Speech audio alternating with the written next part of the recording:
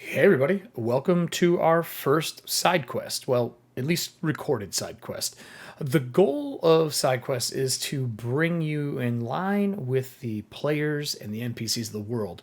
And it's less about combat and more about the interaction between PC to PC and PC to NPC. So I really wanted to showcase more of the setting and the players with side quests, and I figured the best way to do that is to divide it into its own little bite-sized chunk. You'll see a little bit different format today, and I will cut us over to our two people. So, you guys ready for this? Yeah. Yeah. You got your personalities ready to go here. I know you haven't got to play them a lot yet, so I will cut our scene for us here. We are going to be starting this before the first live streamed episode we did, Ethauntia. Dark Tides. We're instead going to be doing before this during the travel from New Boulevard on their way to Merrifield. And at one point they had stopped to do what everyone does on a boat, which is fish. They needed food, they needed to eat. And there was a storm that rolled in that was unexpected. And this is known to happen in Ethauntia, especially along the shorelines near New Boulevard. There's some really harsh weather that comes through and kicks up tides very far. So much so that they had to go to a much higher altitude than normal and put them into some dangerous areas. Just like in the ocean, the deeper you go, the more dangerous it is. In Ethauntia, the higher up you go into the sky, the more dangerous it becomes, because the creatures that used to live at the bottom of the ocean now fly amongst the clouds. Fishing went poorly. They didn't get a lot of good food out of it, but they had foodstuffs. But after impacting with a large almost whale-like creature. It was dead, floating in the sky. Something had torn it apart. Tides were flowing from it and escaped onto the boat. Quickly, everyone did their job as part of the crew, getting everything, daylight lanterns on, making sure everyone's safe, pushing the tides back out of the engine room so it didn't affect the Spirit, Oliver's brother, who helps run the ship. All of it was good. And when everyone reconvened to see what was going on, the medic for the ship, and with the keen eyes of Nora, realized that the air marshal, who is training Oliver, Douglas, had contracted bleakness. And the bleak is what happens when the tides get a hold of you. It corrupts you. You start seeing black veins. And we're going to start with that scene. I'm going to say we start this inside of what part of the ship do you want to be in for this, Oliver? Do you want to do it in like the dining area? Do you want to do it in the captain's quarters? Do you want to do it on the deck of the ship? Where do you want to deal with Douglas? So he's already contracted bleak at this point? Already has it. I'd assume it'd be in the med bay then. Okay. And where did you put that out on the ship? So the med bay is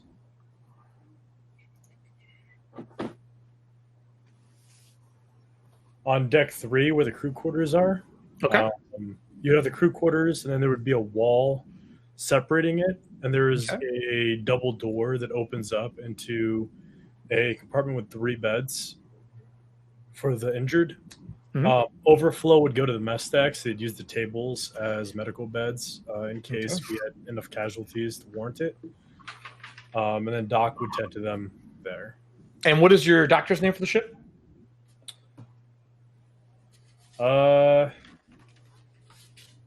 Just call him Doc for now. All right, Doc it is. Okay, so I'm going to get us some music here and we'll get rolling. So inside the med bay, Doc is leaving the room, comes out past you, Oliver, kind of shakes his head a little bit. He goes, "Sir, I don't know how well Douglas is going to do. We should turn around and head back to New Boulevard. If we don't get better magics to heal him, he won't make it very long. The bleak is spreading fast. I think a lot of it is due to his age and constitution. Feel free to speak with him. Voss is already in there as well, talking to him about rights for the true faith, and that he can fetter him with the normal things. Douglas is in good spirits, but he is very ill. Do your best not to make contact with him. We don't know if the bleak will spread, but just in case." The Doc walks by. Oliver takes a deep breath as yet another thing is put on the captain's plate. Centers himself, kind of pulls in his coat, and then he walks through the double doors.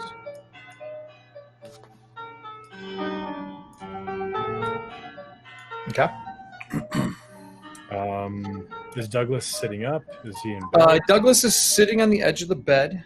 He is looking down at his hands. You can see on the one side his palms look fine. When he flips them over, there is bleak down both of his hands, and it's spread up to almost the elbow on his right arm.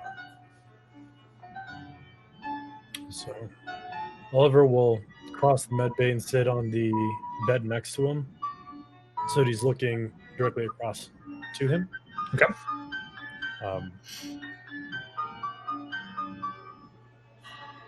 So, Douglas, I heard what happened very briefly. Yeah. Did not go the way I was expecting. Pushed the tides out, and the lantern flickered. I don't know what tides came out of the whale, but they were stronger than the lantern I was carrying. Snuffed it out. It happens, you know. I should have been more careful. I should have tested the light before running down the stairs. It was a mistake. The doctor, he recommends that we turn around, head back to New Boulevard. Yeah, Voss and I were speaking about that briefly. Listen, turning around ain't gonna get the job done. And if I can make it for the 2 weeks when the Whisper goes back, I'll just take a ride back with the Whisper then. We're already 2 days out from New Boulevard. What are we gonna do? Go back and put me in a bed so that some priest of the true faith can tend to me for the rest of my life? Let's get the job done. Voss and the doc said we can, if careful, keep it as it is.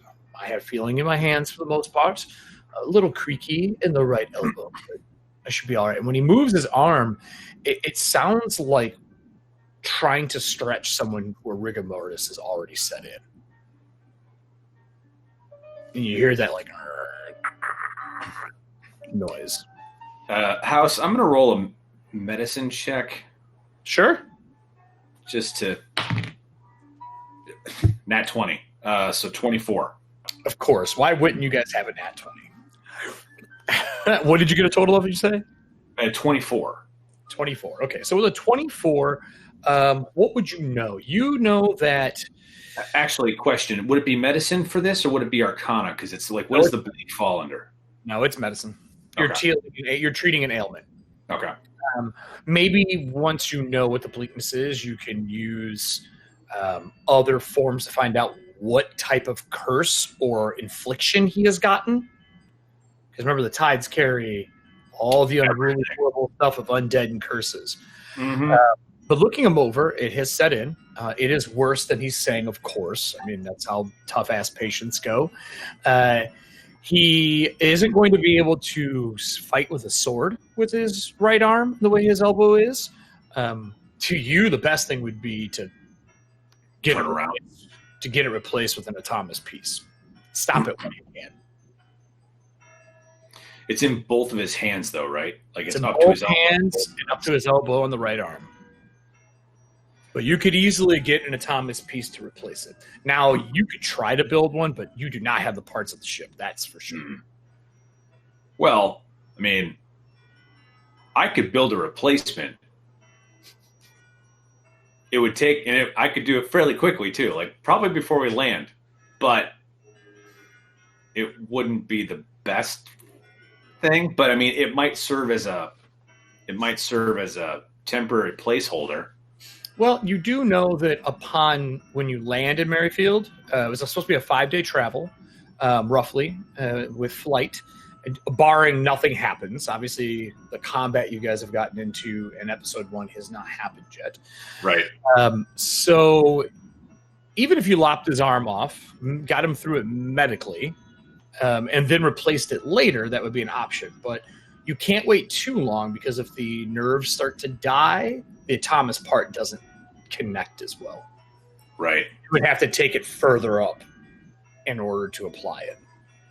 But so right now it would be elbow gone and hand gone. Right here and down. And Right, it's left hand, it spouts about here. So I'd have to take the left hand and the right elbow. Yeah.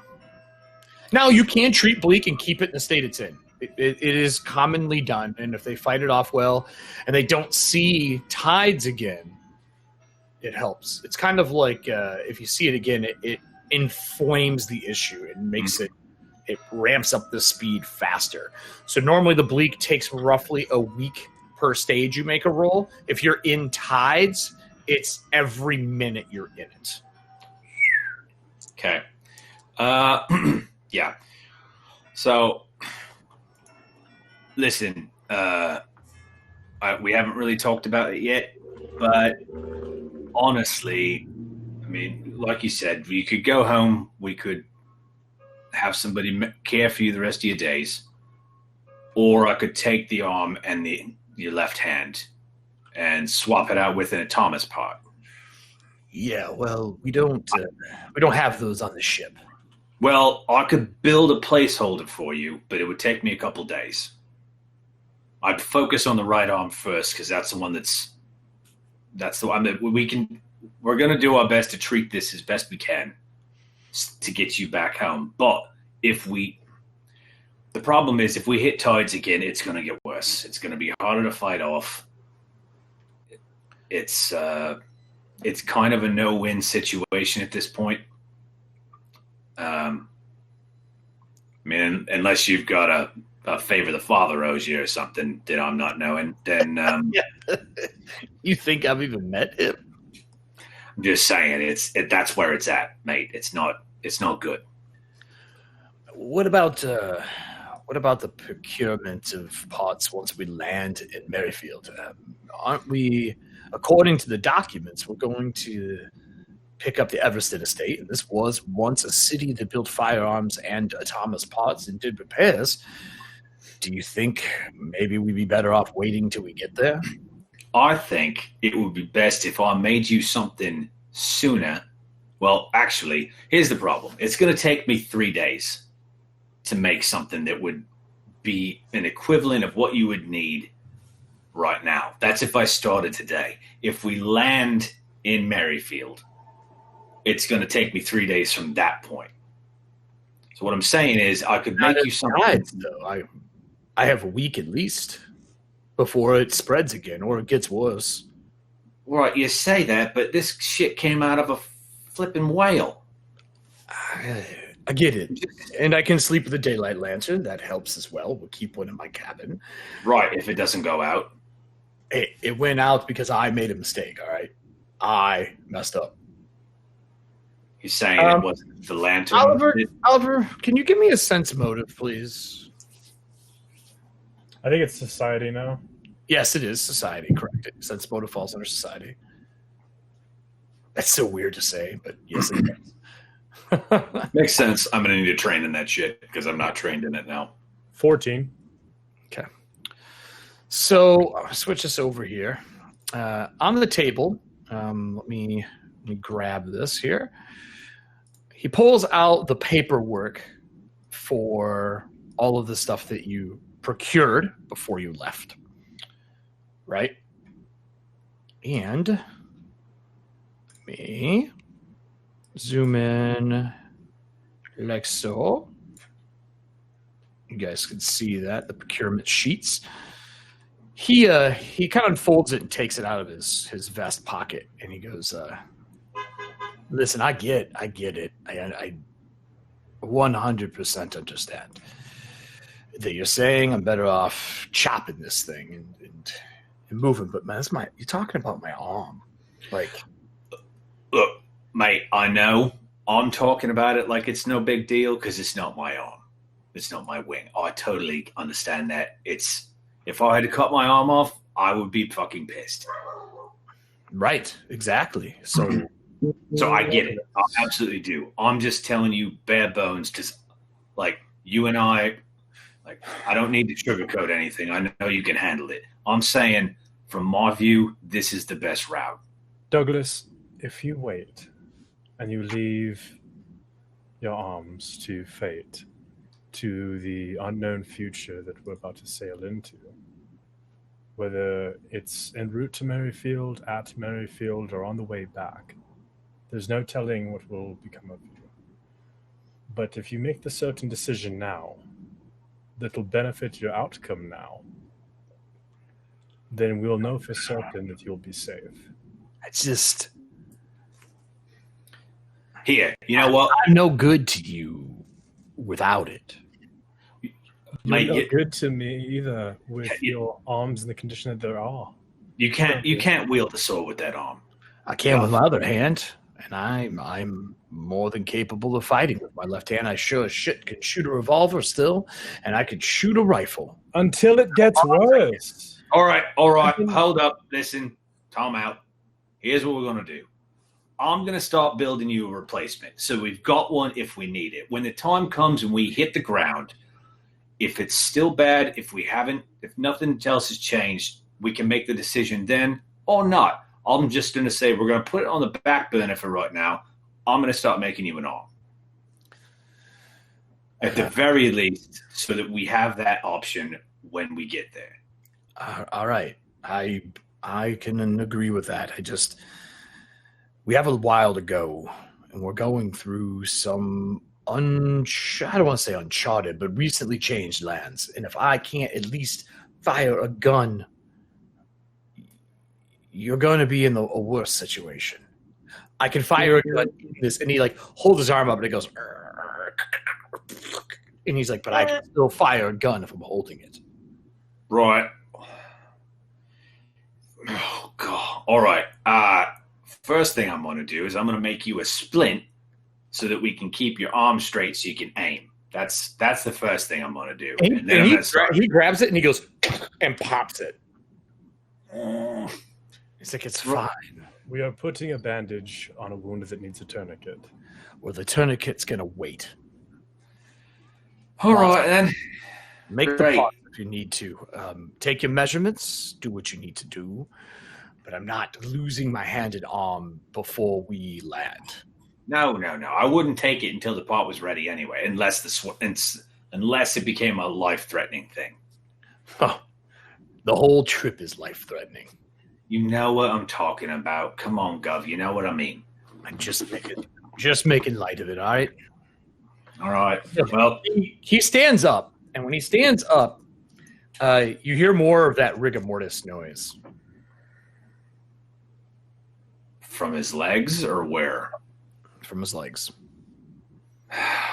Are you infected with the bleak elsewhere, Douglas?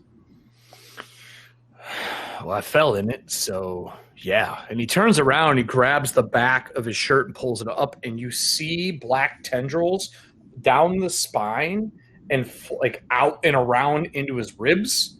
And you can see it down the back side of like his ass and down his legs. Very faint, just little tendrils in the leg area, but it's spreading out from the spine. It's like I turned and fell flat on my back. Yeah, we can see that. The doc has already seen it, so like I'm hiding it. Right. It is what it is. Yeah. Yeah. You're like, I've never replaced all parts on a person. I have. I did it to Everston. Like that's where we're at. It's true. Well, can I talk to you for a second? Right. I turn and walk out the door. Oliver. Huh? Who'd you say you wanted to talk to? Voss or Oliver? So Douglas gets up and he kind of pats you on the shoulder with your shirt, on your shirt, not like skin to skin or anything. And he goes, I'll be out. I'll be in my room. And he like wanders out the door, and he doesn't need support or anything, but he does shuffle. Like one leg drags just a touch. Like you hear the steel on his boot drag. And then you hear the spur and another boot drag.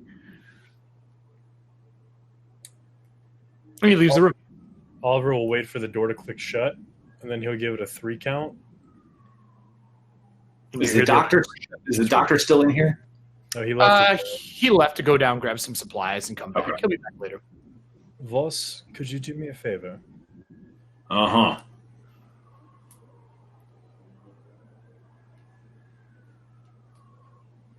Douglas is stubborn. You don't say. He won't have any sort of assistance given to him. Prepare a reliquary in case the worst comes to fruition. I mean, we've got some already set. It's not... I've got one that can hold him. Keep him safe. Looking at his back, I mean, it's not... Like, I've seen my people come back from it like that, but, I mean, we're different. Like, some of us fly in that shit and just come back shining. I mean, it's not something humans can normally do. It's on his spine. That's not good. I'm not a doctor. That's not my profession. But if it's on his spine and he gets hit with the bleak again, he's not going to make it. Especially if it's already wrapped around his chest. That means his lungs are going to go because it's going to be encapsulated in it. It's going to get bad quick. I'm sorry, mate, but I'll start working on an arm for him just in case. I would say don't hold out hope. except for the possibility of maybe putting him in a Thomas body later. It's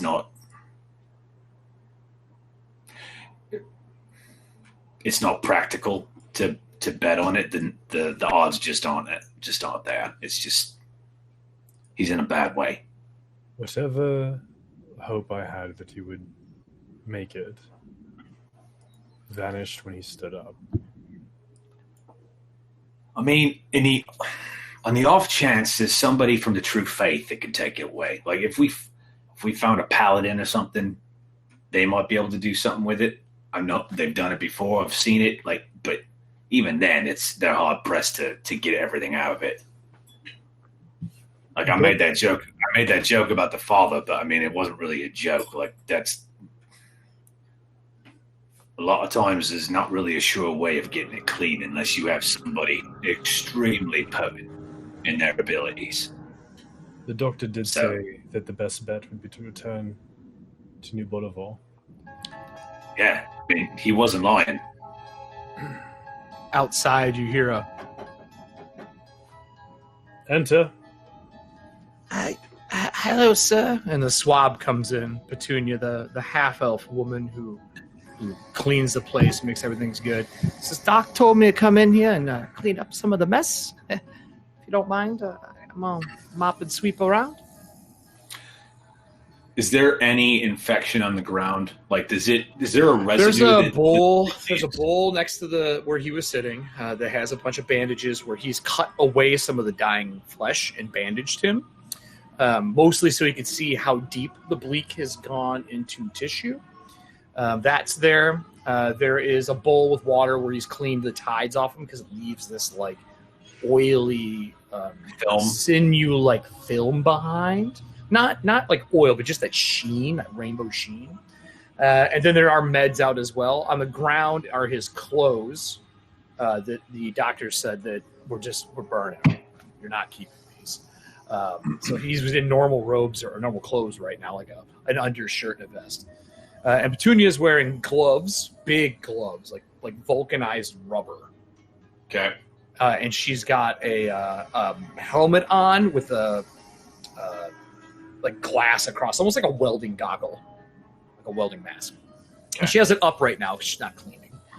She's like, the doc said to clean it up. Apparently, one of the other boys is sick. He doesn't want him catching whatever's in here.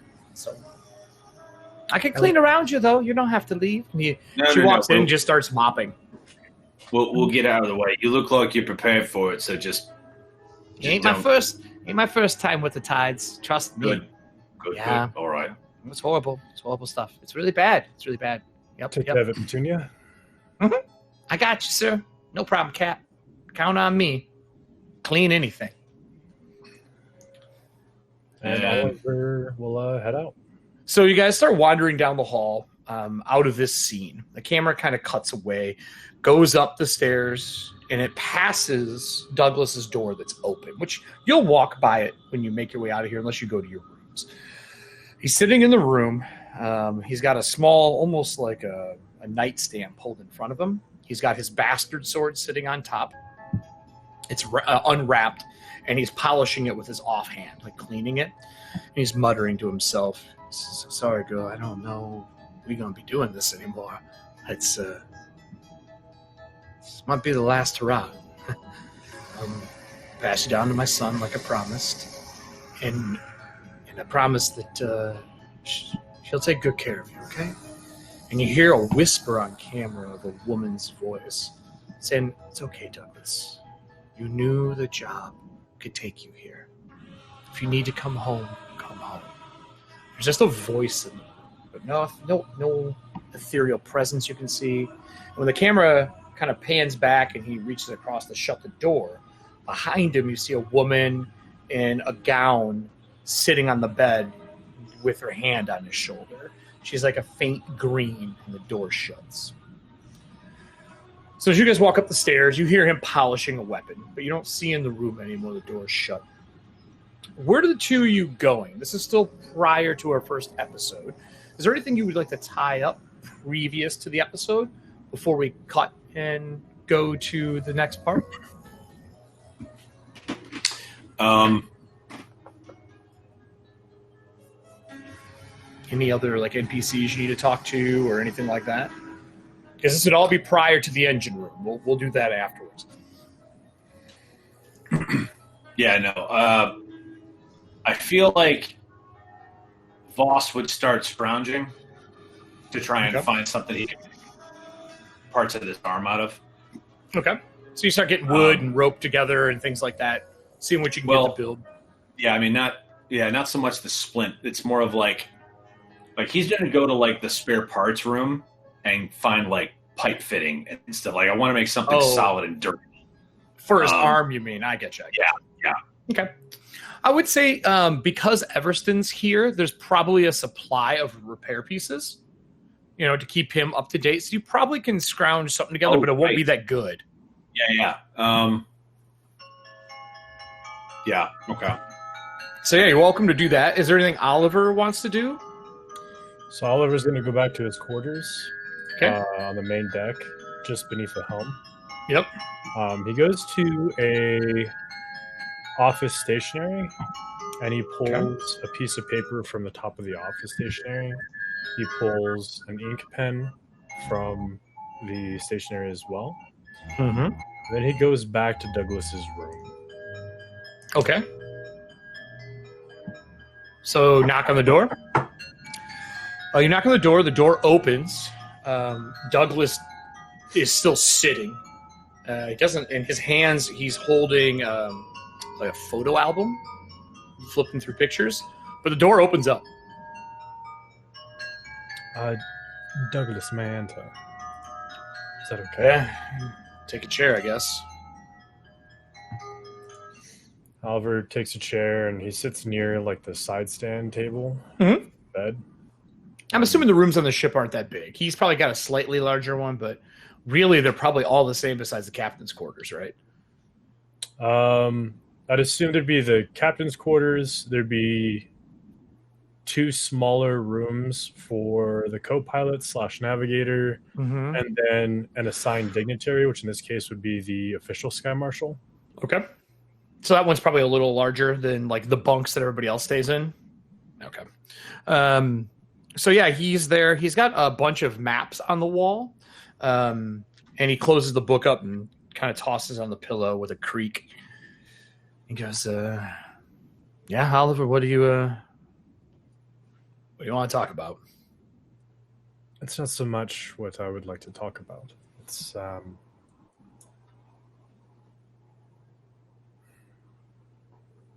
your condition is bad.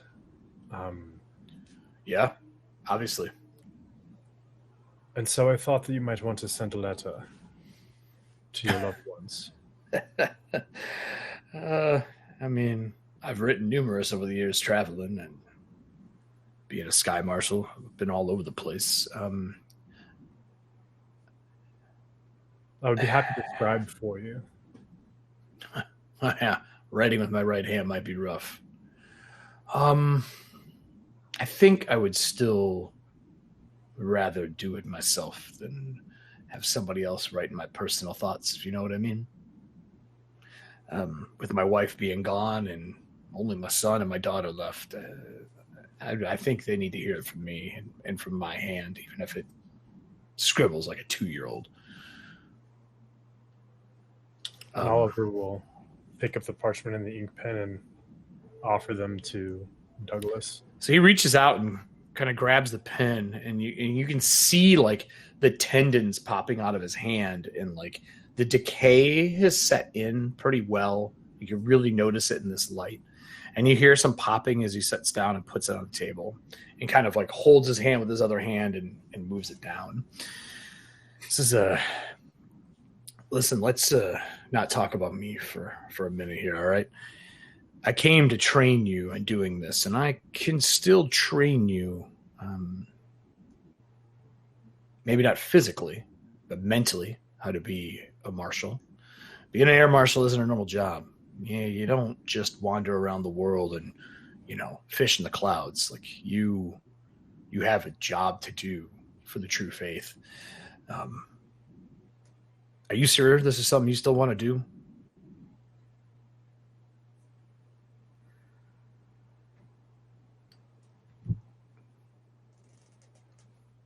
Yes, I do believe this is still something that I would like to do.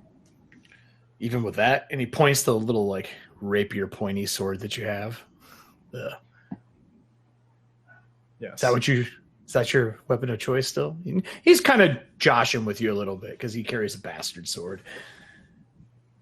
All right. Well, the True Faith sent an extra person along with us. Yeah, I don't think they told you about it. I mean, obviously, it's not the Hastings deal. The half-elf, the little girl that's here. What's her name? Petunia? Briggs, I think? Whatever she's calling herself now. True Faith sent her to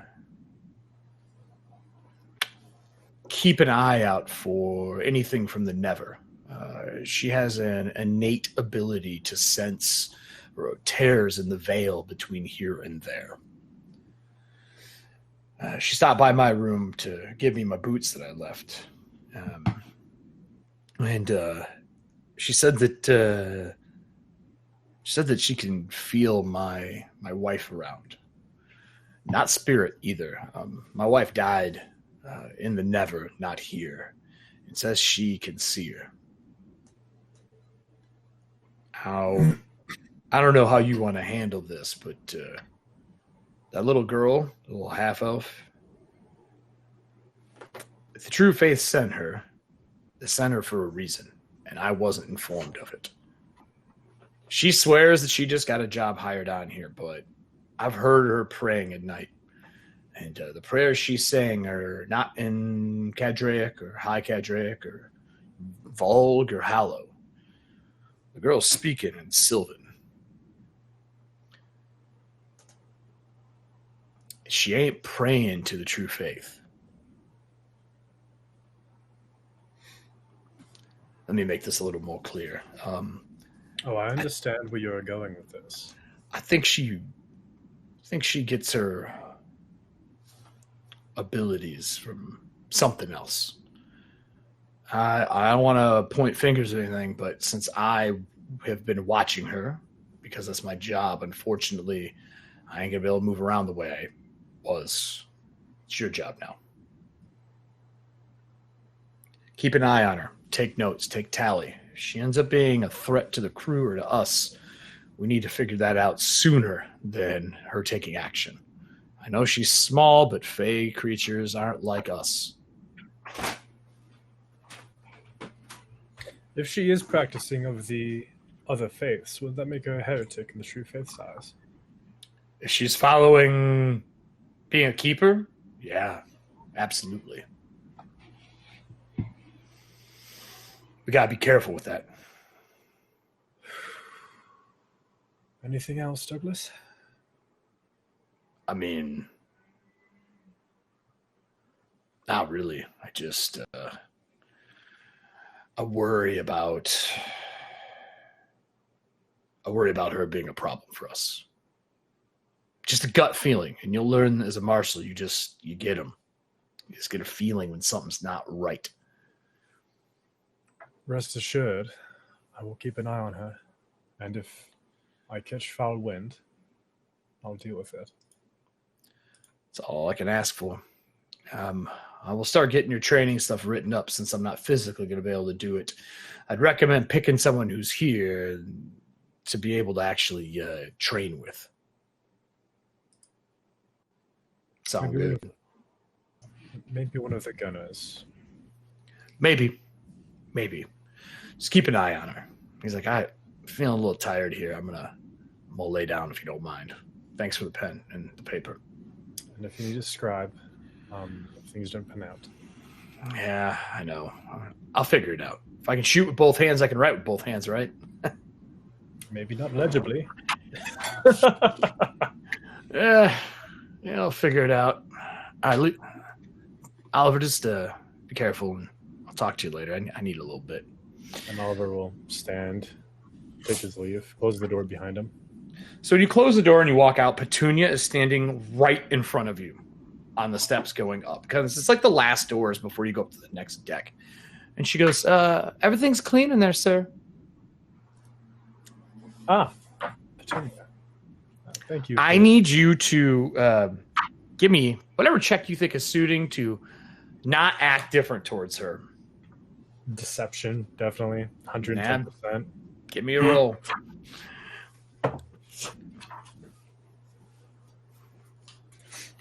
So he leaves the door. Okay. And her being a fucking creeper and just standing at the top of the steps throws him completely off balance. And his eyes go a little bit wide and he like kind of jumps a little bit. Does this music help you? As though he's seen a legitimate spirit from another realm. And I got a 13 on deception. Okay. She goes, she looks at you, and she's like eye height with you, because she's up a couple steps, you know? And she goes, everything's clean, Cap. Main deck's clean. Cleaned your quarters as well. And everyone else should be good to go. Engine room's clean, and I even did the inside of the balloon for you before takeoff. Can I get some shut-eye? Certainly, Petunia. Excellent. Good to know. Thanks. And she like walks down the stairs and brushes by you, and it feels cold, like winter. And then as soon as she's like a foot or two from you, it's gone. Fuck. And she wanders down the hall to her little tiny room that you probably gave her because she's the swab. It barely has a bed. You know, all those decisions that now you're probably regretting. Oliver's going to follow her back to her room. Okay. So, Voss, are you still scrounging parts during this? Oh yeah, I'm down. I'm probably down in the hole looking through whatever. Actually, you know what? Oliver's going to go get Voss. He's the arcane expert that was assigned to us. Oliver knows nothing about this. No, you don't. So you go downstairs. So, Voss, you're probably going through cargo hold, looking for parts, gathering things up, getting everything together. And, you know, Everston's like moving some boxes in the background for you and like setting them down so you can go through them and cargo and whatnot. And Oliver, you walk into the room and the place is just in disarray. Oliver walks into the room and he's kind of like a little creeped out by the encounter. And he looks around. He's looking behind his shoulder constantly now. Kind of waiting for something to just fucking grab him and drag him up the stairs and then into a room, and then there's just bloody murder and then silence and gurgling noises. So you played my games. So he goes up to Voss. He goes, Voss, I need to speak with you. And he looks around in private, preferably. Again. I mean, what? All right, hang on. Everston's like, no worries. And he like walks out to the back and goes out through the only big door here for him to get out of. Thanks, Gov. Yup. All right, what's up? And Oliver kind of leans in uncomfortably close to Voss. And he'll follow Voss's head movements. It's like, just, I need you to come here, Voss. Just. If you kiss me, we're going to have a problem. Why would What? I kiss you, yo? I don't know. Hey, don't judge. Many females find this beak attractive, thank you. They also have beaks. Not all of them, mate. It's a thing. Anyway, what you want? We might have a problem. So, Hang on. Is this something new that I didn't know about? Because I'm working on 5 things right now. yes, it's something new that neither of us knew about, Voss. For fuck's sake, mate. All right, what's happening? So, talking with Douglas, turns out he was keeping something under wraps, but the Chief Faith sent someone to watch us. And Hey? the swab Petunia? What, a little girl? Yes, the little girl. The true faith sent a little girl. Yes. Okay. Go on. Apparently she's possibly in cahoots with forces from the Nether? I'm sorry, what? So Douglas said that he had caught her practicing praying to not the All-Father, true Father, but instead to something else in the Sylvan tongue. Yes. That was my face, exactly, actually. And Oliver just looks over his shoulder at the stairs going up. So, why would the true faith send somebody from, well, are you saying she's from the Nether? Possibly. She's a half-elf. They play both sides. She is? Yes. Oh, I didn't know that. Did she keep her ears covered or anything? Like, did I know she was a half-elf? She has longer, like autumn-colored hair pulled back, but she usually has a headband on to keep sweat out of her hair, out of her face. So possibly they could be pinned under there. Got it. Yeah, I'll say it. Yeah, I never even noticed. I didn't see her ears. I mean, honestly, no one really noticed her until this was mentioned. She's the swab. Yeah. So the swabby is a messenger from the true faith, but might be a mole for something else. Is that what you're saying? It's a possibility.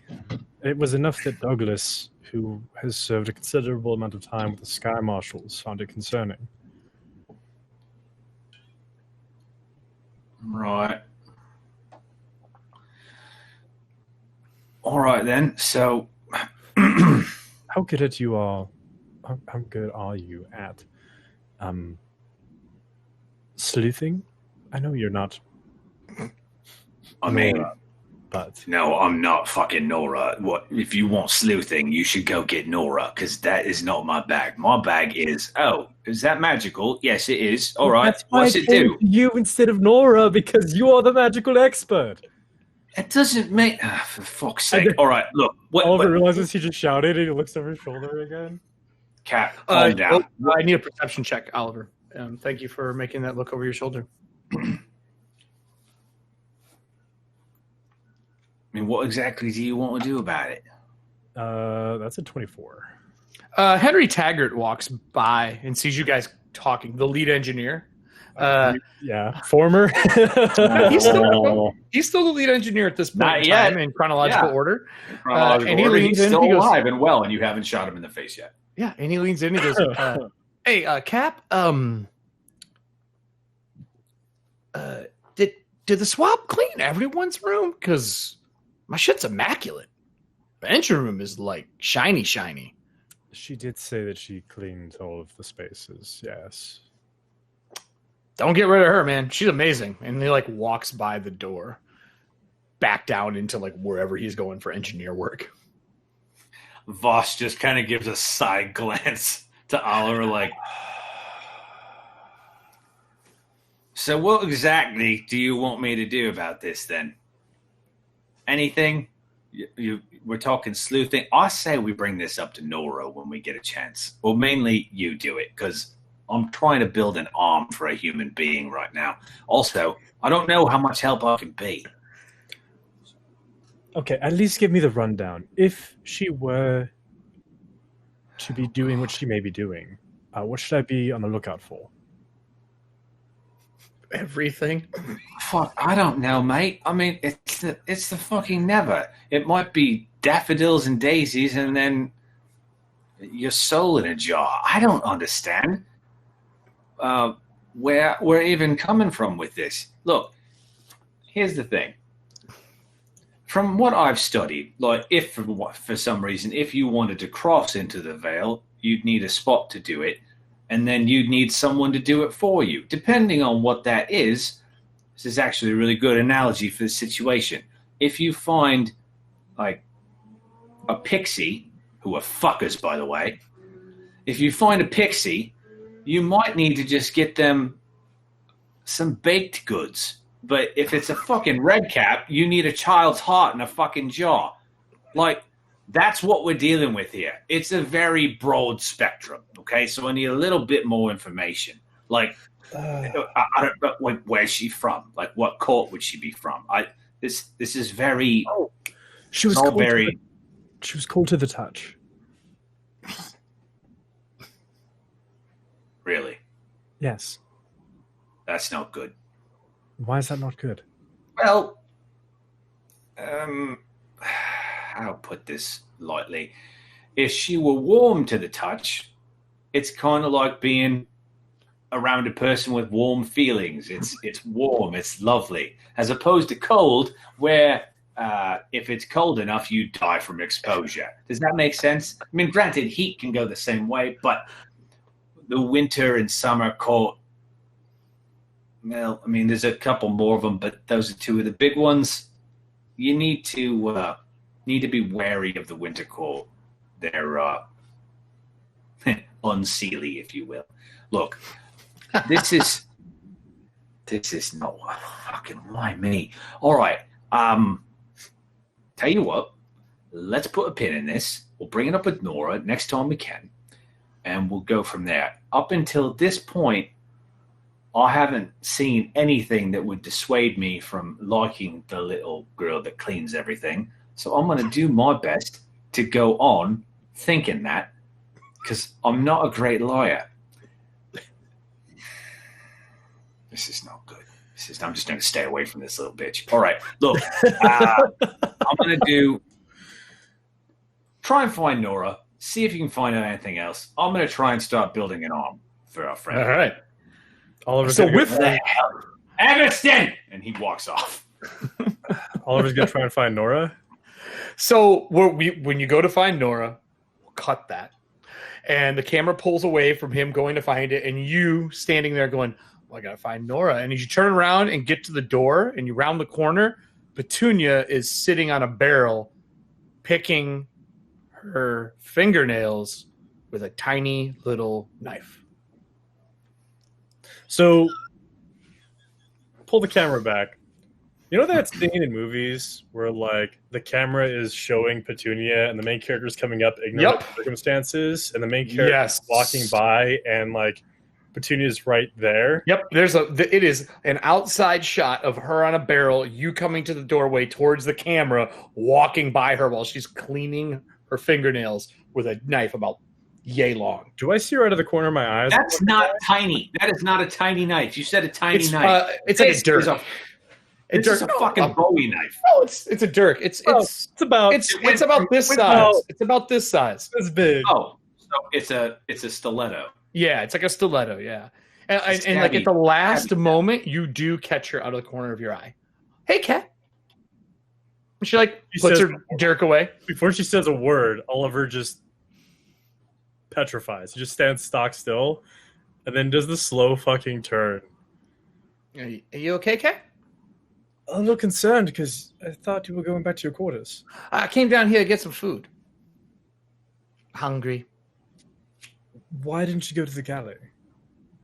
Well, what do you mean? Why didn't I go to the galley? Well, I did. In the galley.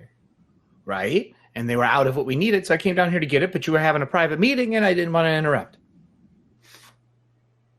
So I waited. Thanks. She hops off, and she walks into the cargo hold, and she goes to the foodstuffs. She pulls out some of the potatoes, puts them in a sack, throws it over her shoulder, walks by. These are all normal things. Everything she's doing is things that she has done the entire time she's worked on the ship. I'm just playing off my 13 You just deception. feel shitty now. Yeah. I'm just playing off my 13 deception of I'm not nonchalant. I am fucking She's like, we're making what would you say? We're making scallop potatoes. The cook found some milk and he's making a roux and cheese. I'm super excited. I love potatoes. I'm more of a turnip fellow myself. Oh, I don't like turnips. They don't grow well in winter. And she just walks up the stairs.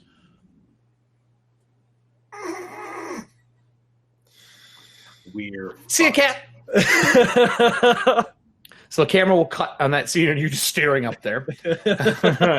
And we are going to flash forward to the next part. So for this next scene, you and the audience have not got to see the depth of background that the characters have made. They've done some crazy good work behind the scenes. And normally we would talk and set a scene up, but I didn't have to write anything for this or do anything because Alan, in our first episode of Dark Tides, shot the lead engineer of the Whisper in the face.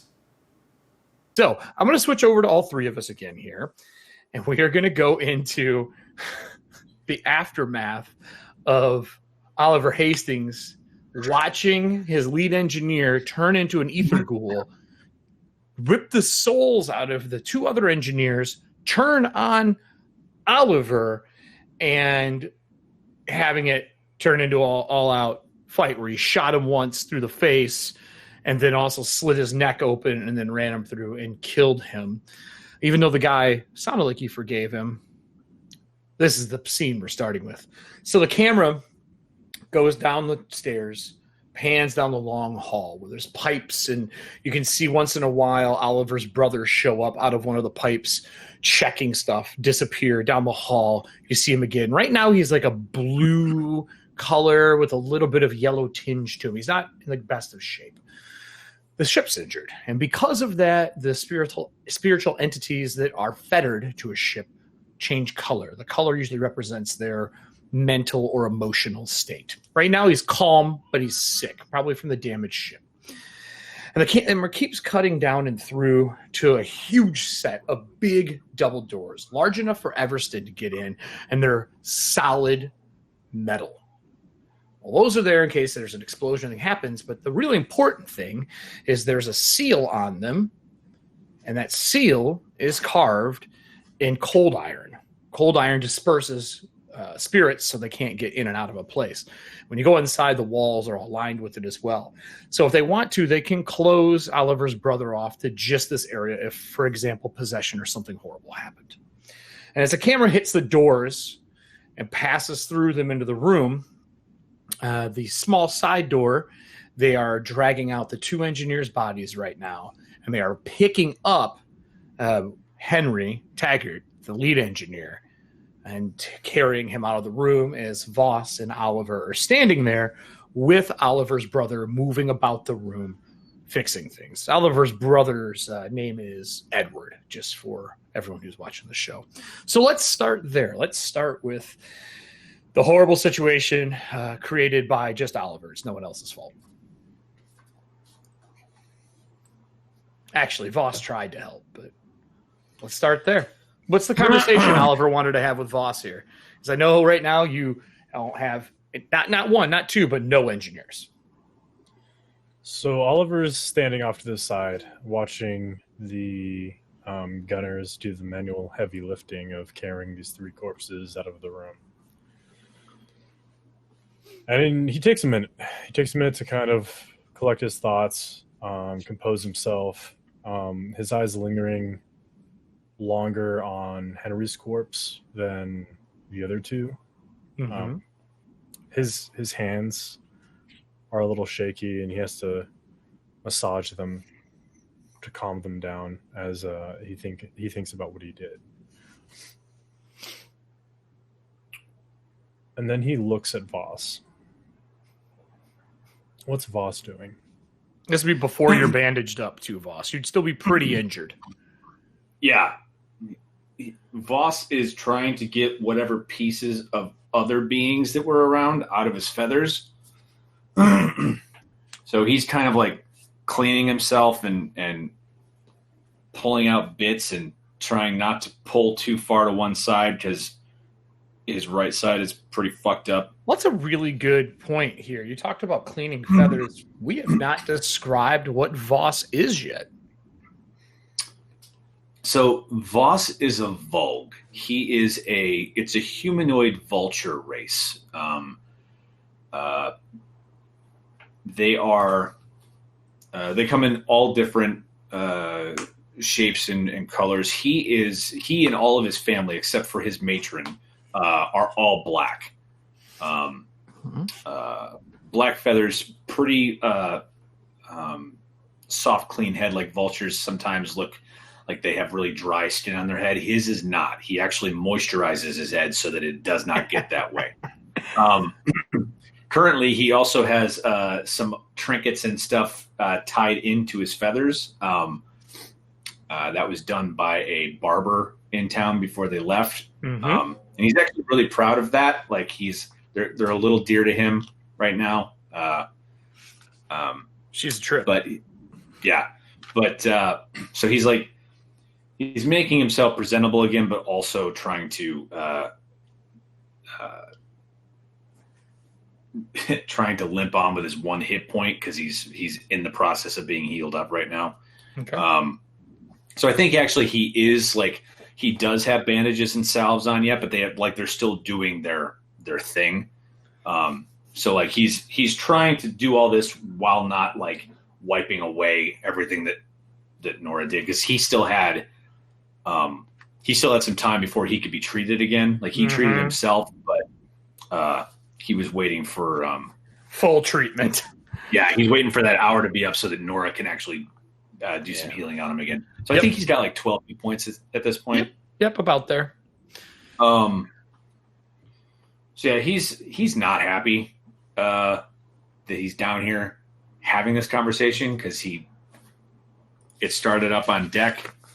And now even more so because you have been working on autonomous parts for the last 2 days of travel.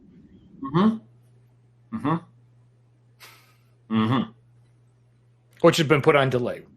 Yeah. In Pathfinder, you can stop crafting and pick it back up, which is awesome. You know, like real life. So Oliver, Oliver, what are you doing?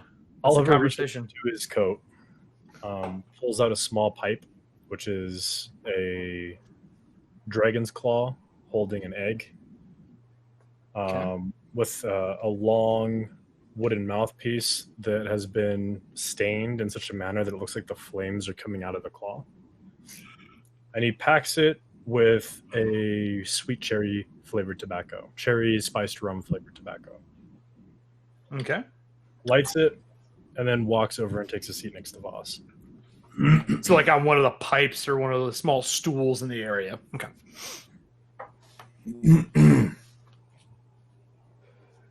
Oliver hands out the pipe, offering it to Voss.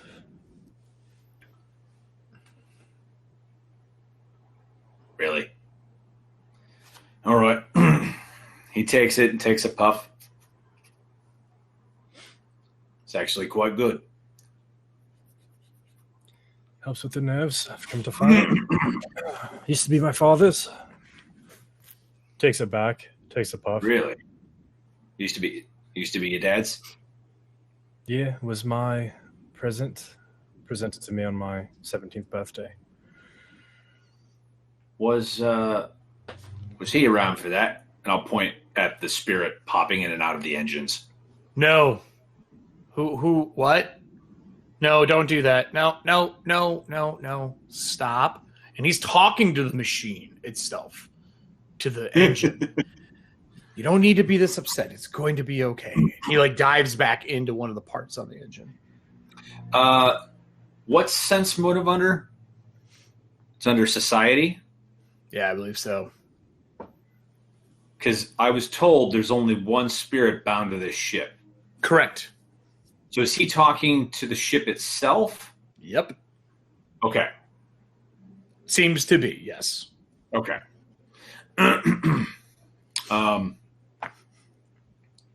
So I'll ask him, like, was he around for that? And immediately, like, Oliver's face contorts into tormented 1,000-yard guilt. He just stares off to the distance as he takes a long, long draw from his pipe.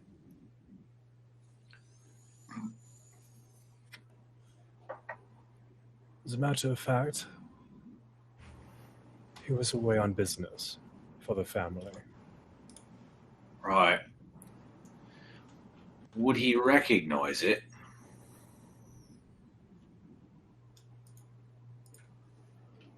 Only one way to find out. And Oliver passes the pipe back to Voss.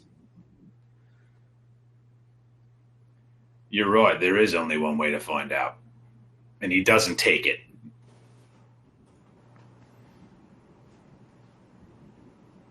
Look, mate, I know I've only been on this ship a couple of days, but crew talks, I know something happened with your brother. I know you guys aren't on, on the up and up, but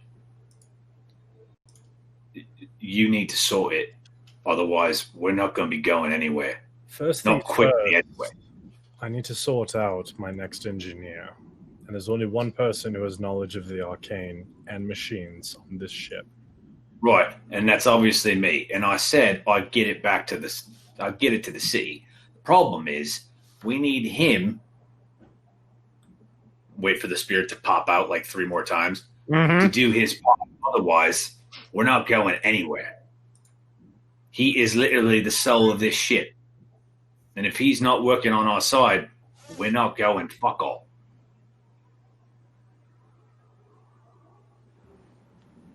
All right. Well, I can't talk to him. You can. He doesn't recognize you. He doesn't recognize who I am. Right. This is why I'm asking if he might recognize that pipe. Try and jog his memory a little bit. I can try and start some type of conversation, but in the end, he's going to need to realize who you are, and then that's going to have to get dealt with. And I can't do that. That's got to be you. Do you know? Nope, I don't know anything. Don't want to. Oh, Fine shut with it. the fuck up, please. Do you know what it's like to have your parents give you a ship whose soul that they bound to it is the brother that you've killed? Nope. I don't. There's only one ship in my family. My mom runs it. Okay. Again, like we were talking to your mentor the other day, I'm not here to sugarcoat, okay? I'm just saying this is what needs to be done. It's the only practical way that I can explain it. I know it sucks. Trust me, I wouldn't want to be in your shoes even if you were paying me, which you're not. But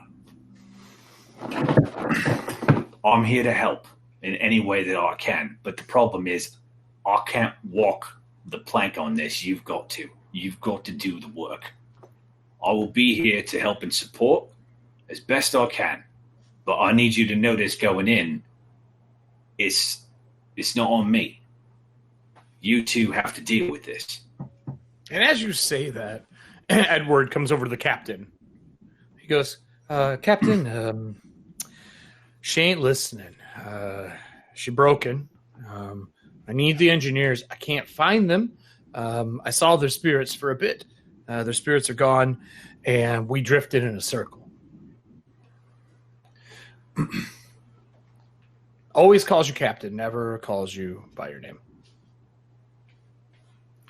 Because they're gone. When will they be back? They have passed. Past as in... The Enreliquaries. Dead? Oh. Yes. Well, I can't fix the ship without some engineers, and... Well, luckily, I'm here to help. Name's Voss. Willing to help in any way I can. In fact, I would very much like to. If you can tell me where I need to go to start on the most important repair, I will start with that. Cap, is the Is the bird boy over here actually? He's the next head engineer. Yes. Oh, okay. Well, For the time being. he looks down. He's like, "Well," and he like waves his right hand. He goes, "The right rudder is damaged. The left rudder is bent from the whale impact. I think the side of the ship has many cracks in the hull, but those won't affect flight. And then the rods that drive the right turbine seem to be bent or damaged. So I don't know which one needs to be fixed. I'm not an engineer, Cap." Right, got it. I need to go find Everston. Be right back. I need some muscle. And he walks out to go find Everston so he can start bending shit while he figures out how to repair the other stuff. All right. And he stands there and looks at the captain and goes, my relic in the core, it's cold than normal. Do you have any idea why it's cold? Did the ship, is it winter?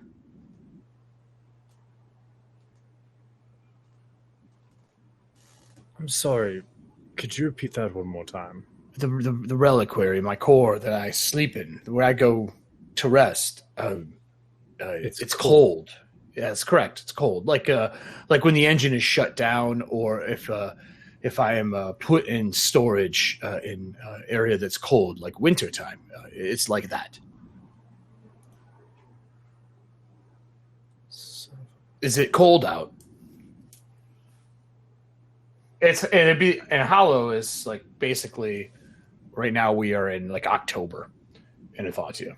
So it's a little chilly, but it's not frigid. No, it's fall. It's probably like 60s. October where? House? Like October Midwest or like yeah, Midwest. October October Midwest. It's like 60s. Okay. Jacket and pants kind of feel. Okay. It is not frigid enough that it should be affecting your core. That it is very cold. Open the door. Touch it. It's frigid. Very. Walked away. Mm-hmm. Now you can open the door. Anyone can open it. He is settled. He's not hostile right now. He's definitely calm but damaged. Oliver walk over to the core and open it, knowing that he's not going to understand what the fuck's going on. So he walks over and like leans with you. He's like, "Look, you can see it." And sure enough, like so when it opens up, there is a large containment area in there that has all the cables running into it. Like I said, it has points to connect other cables to it. Usually like beads or gold twine yarns and things like that connect to it, and he can travel through those quickly and move things. Or not yarn, but cables. And sure enough, it's got like a slight frost over the whole container. This emerald glass and it'd be stained glass styled holding relic. Is there any frost outside of the vessel? Of the container? No, but it doesn't feel as warm as normal. The engine usually feels warm like a normal engine would. The room is warm, things like that. But now that you mention it, it's pretty cold. It's like the engine shut off. Can I see my own breath? No, not that cold. Okay. If you lean inside the core, maybe, because when you put your hand in there, it is definitely cold. Like walking outside, 0 degree weather.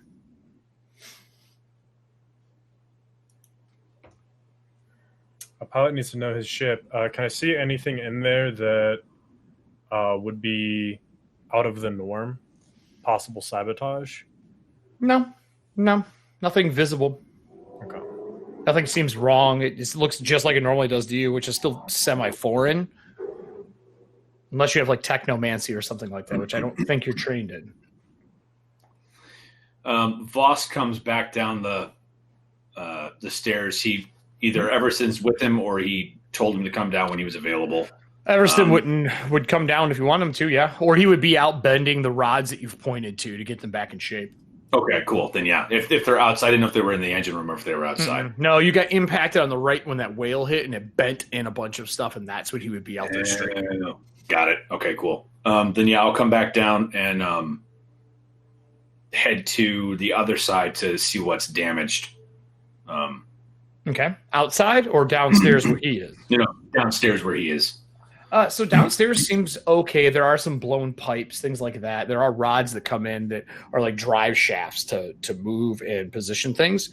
And they would come here, and that would allow Edward to change positioning when the steering wheel would turn or the helm would turn. He would do that. Some of that's bent down here as well. Looks like it hit and just kinked it all. Are the shafts bent, or is like the pins bent? The pins are busted. Pins are busted. The weak points that are supposed to give so you can repair them are what gave. Okay, so the shafts themselves are intact. Down here. Up there, no. He actually has to bend them up there. Right. But down here, cool. Yeah, you could fix this. Could you take a look at this and give me a moment, please? Right, coming. Oh, right. What's going on here? The core seems to be frosted over. Sure is. What do you want, House? Technomancy? Mm-hmm. Okay. Rolled a 5, so 12. Shouldn't be cold, you know that. Just general knowledge, because you're trained, right? Or are you an expert? Yeah, no, trained. Yeah, you know it shouldn't be frosted over. You're not in a cold region. That's odd.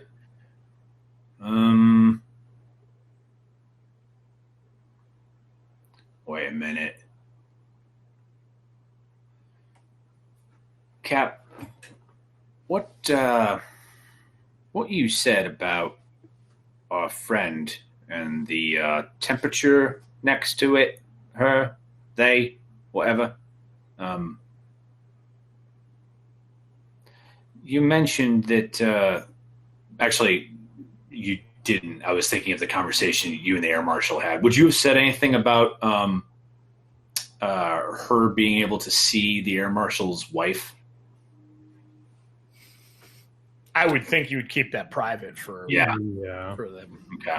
I wouldn't be able to draw lines to that then. Nope. He did say she felt cold, though, so you can draw a line there pretty easily. Yeah, no, I mean, she said she was in here cleaning the engine room.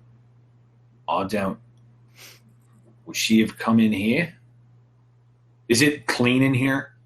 I mean, yeah, everything's kept in good shape, but right now the engine room is, besides the damage, it's pretty immaculate. Outside of it is well polished. What about the inside? Does it look like somebody detailed the inside of this thing near the core?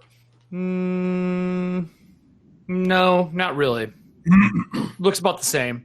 You do notice that all of the salt is meticulously placed. Like, next level. Like, lined up. So Oliver's going to approach Edward, as Voss is thinking. He's going to take a few deep puffs of the pipe so the cherry glows a little red. All right. And he says, my dad had one of those. Where did you get it?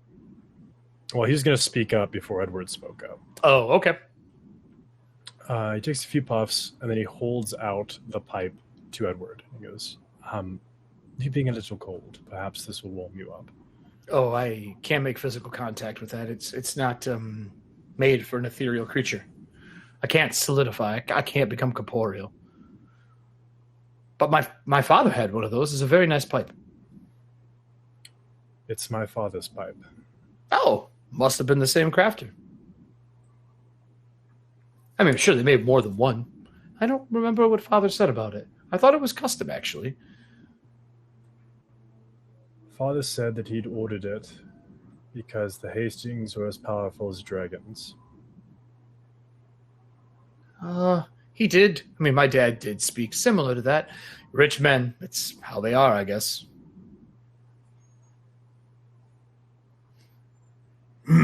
Dragons are rare. Thing of myth nowadays. No one has ever seen a dragon.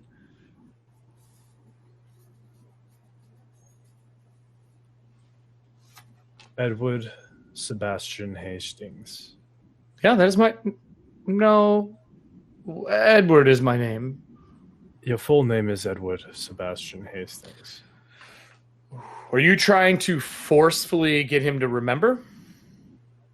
No. That's just Oliver's knee jerk. Okay. He goes, my name is Edward. I don't remember my last name. It's that whole reliquary thing. They said in time I will remember more. Do you remember how you died? Yeah, I do. Mistakes, they happen. How did you die? Well, I remember it being over a woman. Do you remember her name? No. I remember what she looks like. I don't remember her name. House, I'm eavesdropping on this conversation, and I'm going to keep focused on the core to see if it changes at all. Like if the frost starts to melt. Give me a perception check. It would be a visual thing more than anything else. Are you having any spells up during this? I suppose I could pop read aura. I don't know if that would be smart. It would make it a lot easier. Yeah, it's a 19. Okay. It doesn't get warmer. You do see it flicker as he's thinking over and over again. With the way that technomancy works, does cold affect it like it does any other machine? Like it needs to warm up in order to work correctly? Yeah. Yep. Okay, so I'm going to go ahead and pop produce flame. Okay. And just hold it in my hand near the core to try and warm things up. So as you produce flame, you start heating it up. You see the frost slowly melt, drip down, and there's like a pan and a drainage area in there because things get in there. And when it does, you see your brother, Edward, go from blue to red. The color shifts, and the malignant yellow is still there, and his eyes, which were very unrecognizing of you, realize who you are for that instant. And he goes from the normal look to that like tightened body, springed and shaking. And then it flicks again. And he goes back to like that blue, calm tone again. And he's like, sorry, something must be wrong with the ship. Edward, does the name Marianne ring any bells?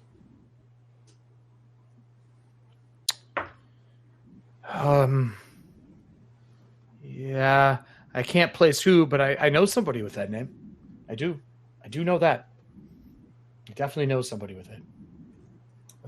What can you tell me of your father? Strong man, powerful, very rich, works specifically in trading, I believe, mercantile stuff. I think that's right. That's all I can remember, though. I don't remember what he looks like. I feel like he wasn't around much. The name Lavender, does that ring any bells? No. Should it? Do you know me? I do know you. Oh, I don't mean it's the ship's spirit, but you actually know me. Prior to my death. They said some people would know me when I came back, and the True Faith told me that to be weary of manipulation as being the spirit of the Whisper.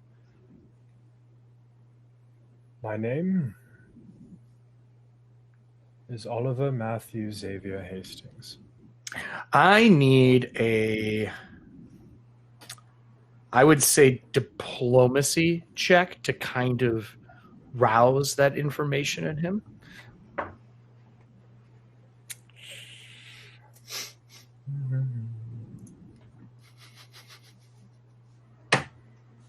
24. So he looks at you, and do you wear the Hastings emblem somewhere that we see on the Whisper, on the airship? Do you wear that anywhere on you? It is actually above the Sky Marshal badge. Okay, so let me transfer us to that table. And I will switch this over so people can see it as well. There is a glimmer for a moment where he looks at it, looks at you. He goes, that symbol, that's my family's symbol, right? Yes. Yes, it is. Do you know me from the family? Am I a relative?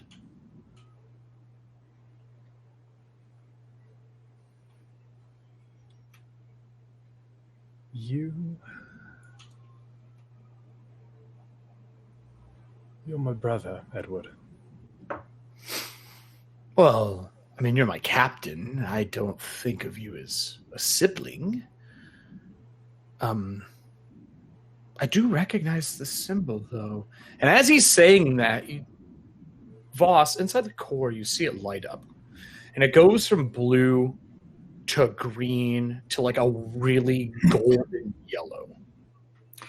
I'm going to douse produce flame. Okay. All the snow is melted. And the salt in the area that goes around remember how we said there's the engine core, salt ring that goes around underneath the metal and glass plating. It all starts to vibrate and jump. Now, I would need a religion check from you on this one. Not trained in religion. I do have a cult. Or fettering lore, I would allow as well. Okay. Cocked. 17. A lot of times when you are fettering a spirit and you do the saltwater bath of the relic to ready it to house the spirit, if the resonance of an ethereal creature is strong enough, it is enough to shake this salt and disperse it so that they can pass through it. So you have to use aged salts to hold more powerful spirits, right? Mm-hmm. This stuff that's around here is old. Like, you're guessing this is probably sea salt that goes around the outside edge here, which is very rare. Yeah, pre-sundering. Right. Actual sea salt. Over 60 years, 57 to 60 years. And it is shaking and vibrating. And you see it start to space apart in gaps. So it'll be like a 1 foot chunk, a channel that's empty that's 6 inches, a 1 foot chunk, and it's all shifting. And it's glowing gold. The salt is? No, the engine core is. The core. What do I know from that color? And it's not a normal spiritual color. It's not.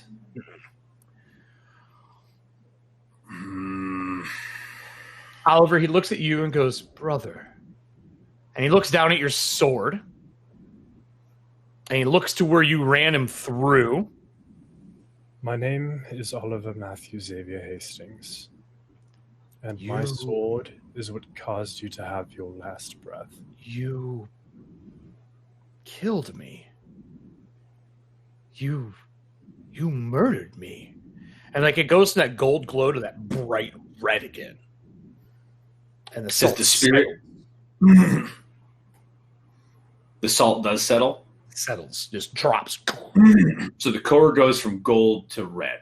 And then the salt settles. Does the spirit change color too? Yeah, he's shimmering in that red tone right now. That crimson peak dripping red. Did he ever turn that golden color? Nope. Wait, the same golden color as what was dripping out of the eyes from the Ether Witch? Yep. Ooh, He goes, and he like steps close to you, and you can feel like heat from the ethereal creature's mouth. He goes, you killed me over Mary. You are a murderer. And he walks through you back to the core. And it is hot. And you get flashes of all of the moments that you guys have had together that were good. And then at the last step, as he's walking through, you feel that piercing stab that he probably felt. And he walks back into the engine core. When he passes Voss, he's like, I'll work with you. Fuck him. Fair enough. And Petunia is standing in the doorway. I tried to keep him calm, sir. Sorry, Cap. The cold kept him settled. I did my best. Cleaned up the problems. Hey, love. You and I need to have a chat. Just in general, but not now. Give us a minute, would you? Sure. Food's ready. And she wanders away. Thanks, love. He goes back into the core. I'm assuming he's not there anymore. No, don't see him anyway. Okay, I'm going to close the door. Okay, you close the door, and it goes...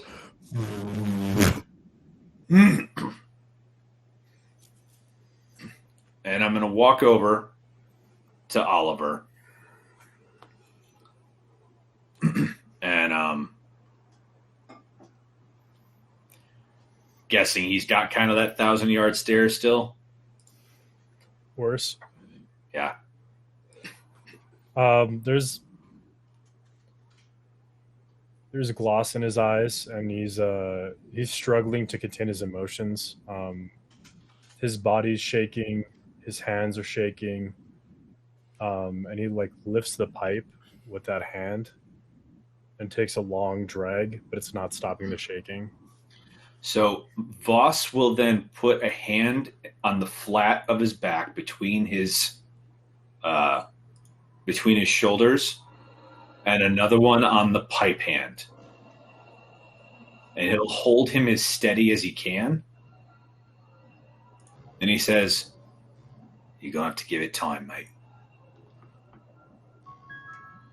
Trust me. I know. Because I've got more brothers and sisters than you do. It's just the way us folk work.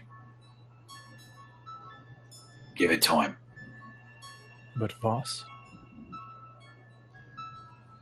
that's not how the Hastings work. Well, look at it this way. You've got nothing but time on this ship now. I don't know if that makes it better or worse. It's going to be what you decide it is. And he'll let go of the pipe hand, and he'll just give him a little pat on the back, and he's going to leave.